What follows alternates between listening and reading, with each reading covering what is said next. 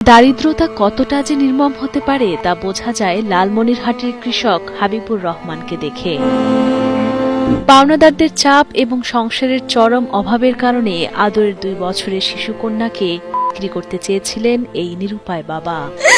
আমি একজন মা হয়ে আপনার কাছে সবার কাছে অনুরোধ ভাই, এর যে আমি আর কিছু চাই না আপনার কাছে ভাই। এমনকি এর আগে নিজের কিডনি বিক্রির চেষ্টাও করেন তিনি, তবে তাতে ব্যর্থ হয়ে 5 লাখ টাকার বিনিময়ে সন্তানকে অন্যের হাতে তুলে দেওয়ার সিদ্ধান্ত নেন কৃষক বাবা হাবিবুর রহমান। এদিকে দুঃখিনী মা নুন্নাহার বেগম কোনোভাবেই চান না তার আদরের সন্তানটিকে অন্যের হাতে তুলে দিতে। এখন মানুষ টাকা চাওয়া দিচ্ছে, এখন আমার স্বামী আমি ভাই বহু টাকা ঋণ করছি, 5-7 লাখ টাকা ঋণ করছি আমি।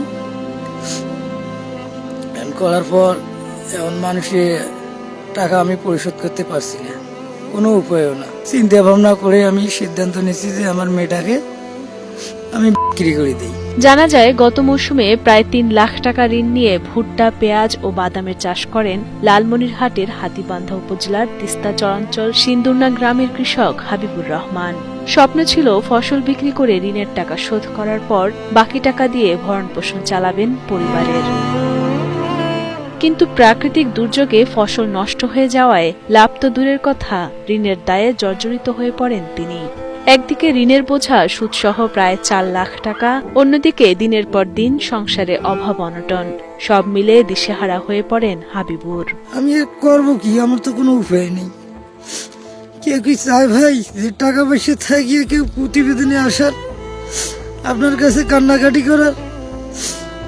এখন আপনারা যদি ভাই সহযোগিতা করেন, আমার মেয়েটাকে আমার বিক্রি করে দেওয়া লাগবে না, আমার মেয়ে আমার কাছেই থাকবে। যদি একটু সবাই আপনারা সহযোগিতা করেন, আমার এইটাই চাওয়া ভাই।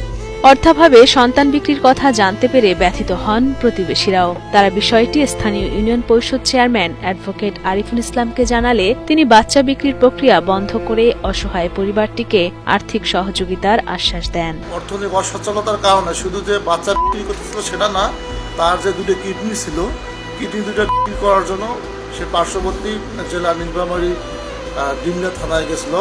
ওখান থেকে সে ফেরত আসার পরে মূলত বাচ্চা বিক্রি করার পুরো সিদ্ধান্ত নেয় এবং আমাদের ইউনিয়ন পরিষদ থেকে তাকে সর্বাত্মক সহযোগিতার আশ্বাস দেওয়া হয়েছে। সরকার সহ সমাজের বিত্তবানরা এগিয়ে আসলে হাবিবুর রহমান শোধ করতে পারবেন তার ঋণ এবং পরিবার নিয়ে ভালো থাকতে পারবেন বলে মনে করেন প্রতিবেশীরা।